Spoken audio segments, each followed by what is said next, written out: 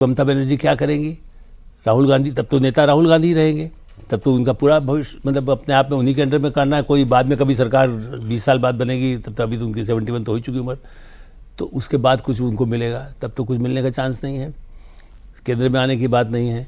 Party में क्या, बंगाल में अधीर रंजन चौधरी, अभी आपने इंटरव्यू दिखाया है और भी सब जगह, जो भी अधीर रंजन चौधरी को जानते हैं, सोनिया जी से पिछले, इससे भी पहले शायद आपने प्रोग्राम में भी आपको कहा था, एक बार सेशन के समय में जब आई हुई थी, इनको एग्जैक्ट ईयर मुझे याद होगा, जब उसमें इन्होंने अधीर रंजन चौधरी ने खूब ममता बनर्जी पर भ्रष्टाचार के गंभीर आरोप लगाए और निगोशिएशन के लिए आई थी कि हम आपस में, इससे पहले वाले चुनाव में, तो मैं खुद वहाँ सेंट्रल हॉल में था और बाहर जब निकल के आए तो सोनिया से इन्होंने कहा कि देखिए मैं आपसे बात करने आई, कल हमारी बात हो रही थी और पूरा तो मुझ पर इतना गंभीर आरोप लगा दिए। तो आज भी स्थिति यही है कि न आप अंदर आ सकते हैं। एक जो आपने कहा, हाँ इंडिया, वो जरूर चाहेंगे कि इंडिया गठबंधन रहे, लेकिन हाँ उसमें भी संयोजक इनको बना दे, आई डाउट, वो कतई राहुल गांधी कतई बर्दाश्त नहीं करेंगे। अभी आप कह रहे थे ना कि वो अधीर रंजन वाली कहानी, वो तो अभी भी वही कह रहे हैं। वो तो उन्होंने तो ये कहा कि टीएमसी एक ऐसी कंपनी है जिसके शेयर गिर रहे हैं, इसलिए नया इन्वेस्टर ढूंढ रही है। और सोनिया जी उदार हृदय हैं, उन्होंने तो राजीव गांधी के हत्यारों को भी माफ कर दिया था, तो वो तो बहुत उदार हृदय है। तो अगर वो उन्होंने मिलने का समय मांगा होगा तो मना थोड़ी कर देती है। अपने पार्टी में वो कहे कि हाँ पार्टी में हम आने चाहते हैं। शरद पवार को राजीव गांधी ने उस समय भी, जब बहुत आलोचक थे 83 के बाद, उन्होंने, राजीव जी ने भी ले लिया था शरद पवार को। शरद पवार तो कितनी बार आए गए हैं। तो आज भी शरद पवार यदि कहते हैं हम पार्टी को मर्ज कर सुप्रिया सूले के साथ, वैसे तो अब बीजेपी के साथ संबंध ज़्यादा सुधर गए हैं, तो आज में सुप्रिया सूले क्या तय करेगी। तो शरद पवार, ममता बनर्जी, एक जो फार्मूला चला था कि ये सब कांग्रेस में मर्ज कर जाए, वो समय निकल चुका। ठीक है, आज से 5 साल पहले यदि कर दे तो शायद स्थिति आप कह रहे हैं मर्जर वाली अगर कोई बात चल रही है तो Congress will be okay with it. संयोजक बनाना इंडिया गठबंधन का, ये कांग्रेस नहीं करेगी कभी, ये इसके लिए तैयार नहीं। राहुल जी नहीं करेंगे। राहुल गांधी इसके लिए कांग्रेस में सब जो सोनिया गांधी राहुल कहते मान लेंगे, लेकिन राहुल गांधी कतई बर्दाश्त नहीं कर सकते। आप क्या सुन रहे हैं दोनों में से, बातों में से?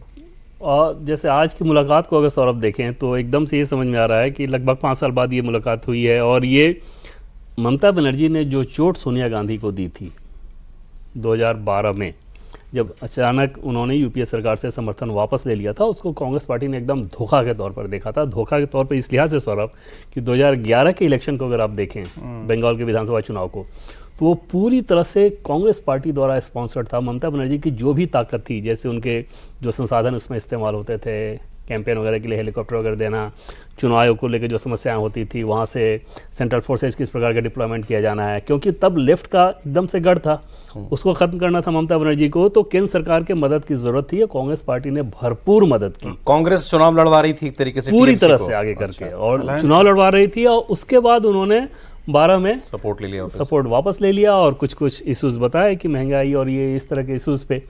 और उसके बाद जब लेफ्ट के साथ कांग्रेस पार्टी गई थी तो खूब निशाना भी उन्होंने साधा। तो जाहिर तौर पे ममता बनर्जी एक अपॉर्चुनिस्ट लीडर के तौर पे कांग्रेस पार्टी में देखी गई कि इतना सब कुछ हमसे लिया और जैसे मजबूत हुई तो उसके बाद हमें छिड़क के चला गया।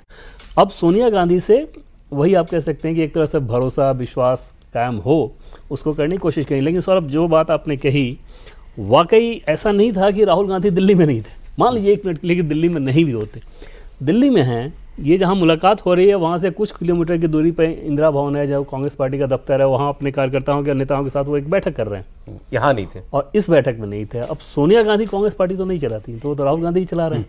तो वहाँ पर सिर्फ अच्छी बातें, गुडी बातें देश को लेकर जो लोग आरोप लगाते हैं, तो 2 थके हुए, हारे हुए, चुके हुए नेताओं की मुलाकात थी, इससे ज़्यादा कुछ नहीं। और टीएमसी को बहुत ज़्यादा महत्व अब कांग्रेस पार्टी बिल्कुल नहीं देना चाहेगी, इस लिहाज से भी सौरभ कि अगर उनको बंगाल में मजबूत होना है तो उनको पता है कि टीएमसी के खिलाफ वहाँ एंटी इनकम्बेंसी ज़बरदस्त है। बयानों में चाहे वो लोग जो बोल रहे हैं, ग्राउंड रिपोर्ट तो उनको ही पता है ना। हाँ, लेकिन वही राहुल गांधी अब तो खुल के साथ आ गए। नहीं, ऊपर रहिए रहेगा, लेकिन ग्राउंड के हिसाब से इनको बहुत महत्व दे के बहुत मजबूत बना दें, इस काम को नहीं किया जाएगा। नरेंद्र मोदी का विरोध करना है, एक ऑप्टिक्स के लिए सारे विरोधी एक साथ हैं, इन सारी चीज़ों को किया जाएगा। लेकिन ममता बनर्जी को, टीएमसी को बहुत ताकत दें, ये नहीं होगा। और टीएमसी, ममता बनर्जी इस लिहाज से बहुत जल्दबाजी में है। जैसे बंगाल में जितना क्राइसिस उनके पास था, वो सारी चीज़ें छोड़ के यहाँ पे आ रही हैं, क्योंकि उनको पता है कि जब तक उनके सांसद उनके साथ हैं कागज़ पर भी, तब तक बार्गेन पावर ज़्यादा है।